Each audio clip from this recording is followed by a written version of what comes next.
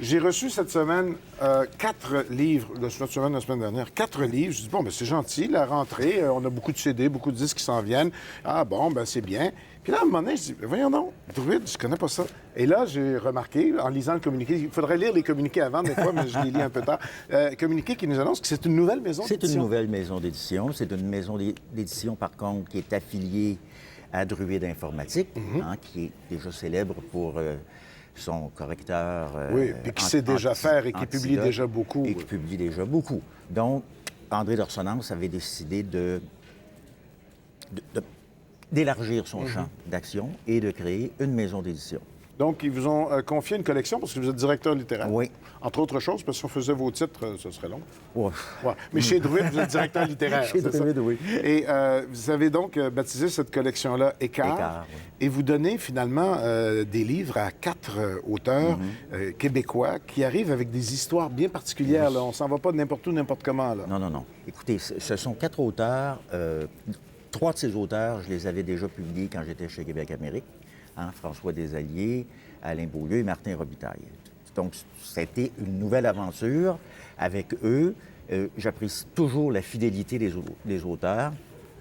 Et j'ai découvert Emmanuelle Cornu, qui est une toute jeune femme qui a écrit 40 nouvelles absolument bouleversantes et absolument troublantes. Donc, je suis très, très, très content de la première cuvée.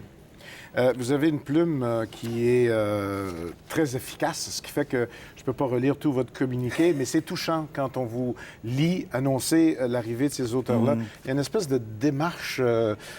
C'est vraiment touchant de vous lire quand vous parlez de ça. Beaucoup de complicité, beaucoup de connivence. Quand on travaille avec un auteur pendant 10-15 ans, le lien n'est plus professionnel. D'ailleurs, je dis tout le temps... on m'appelle directeur littéraire, mais je préférerais, moi, accompagnateur littéraire, parce que c'est ce que je fais avec les auteurs. Je les accompagne dans une démarche qui part du manuscrit et qui va jusqu'au livre. Parce que vous ne faites pas seulement choisir, envoyer la fameuse lettre « merci », c'est bon, Seigneur, non. Ça doit être difficile à faire en partant, oui, oui.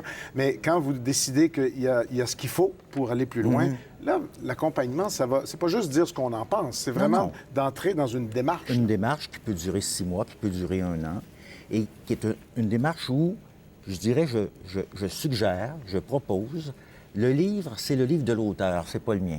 Donc, c'est à lui de prendre certaines décisions, mais moi, je suis là pour l'accompagnement.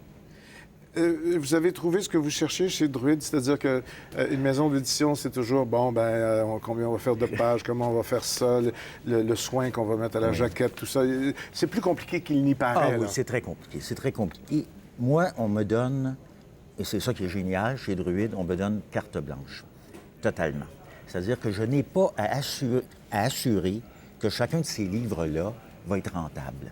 Moi, je choisis des textes, j'accompagne l'auteur, et ensuite, on a des relationnistes de presse qui vont tenter, bien sûr, comme je le fais ce matin, de convaincre les lecteurs que ce sont de bons livres, et de beaux livres, d'ailleurs, sont très beaux.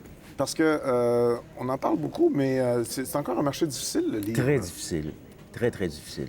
Oui. Et c'est pour ça que Druide va être une maison d'édition généraliste, c'est-à-dire qu'il va y avoir ma collection, Écart, peut-être plus littéraire, et à côté de ça, d'autres collections qui vont publier du roman historique, du polar, des biographies, très belle biographie de Alain Lefebvre qui s'en vient par Georges Nicholson. C'est chez vous, ça, que ça va sortir? Oui, il m'en a parlé, Alain. Il était un peu gêné, d'ailleurs. J'avais appris qu'il y avait un livre sur lui. Puis je lui ai lancé ça comme ça, puis il m'a regardé, il est devenu blanc en disant... Très, très beau livre. Pas mon... Oui, hein? Oui, oui. Ah, j'ai hâte de voir ça. Ça, c'est cet automne aussi. Dernière question, parce que je suis très bebelleux, puis vous me parlez de Druide, puis tout ça. J'imagine qu'on entre avec une nouvelle collection, une nouvelle maison d'édition de plein pied dans le papier, mais dans l'électronique aussi. Dans le numérique en même temps. C'est-à-dire que la copie numérique sort en même temps. Et c'est ce qui est très important de mentionner, c'est que l'auteur ne sera pas pénalisé pour la version numérique. C'est-à-dire que si son livre se vend 20 le 10 fait 2 Si la version numérique se vend 8 il ne recevra pas 80 sous. Il va recevoir le même 2 Ça, c'est très, très important. Normand de Bellefeuille est directeur littéraire maintenant aux éditions Druide. Il vient de lancer... En fait, le lancement s'en vient. Là. Vous allez faire ça formellement cette semaine. De Martin Robitaille, En chemin, je t'ai perdu. De François Desalliés, La fille du vidéoclub. Alain Beaulieu, Quelque part en Amérique. Et sa nouvelle découverte d'Emmanuel Cornu, Jésus, Cassandre et les demoiselles. Monsieur de Bellefeuille, merci beaucoup. C'est toujours un plaisir de parler livres avec vous. Merci. C'est gentil. Merci.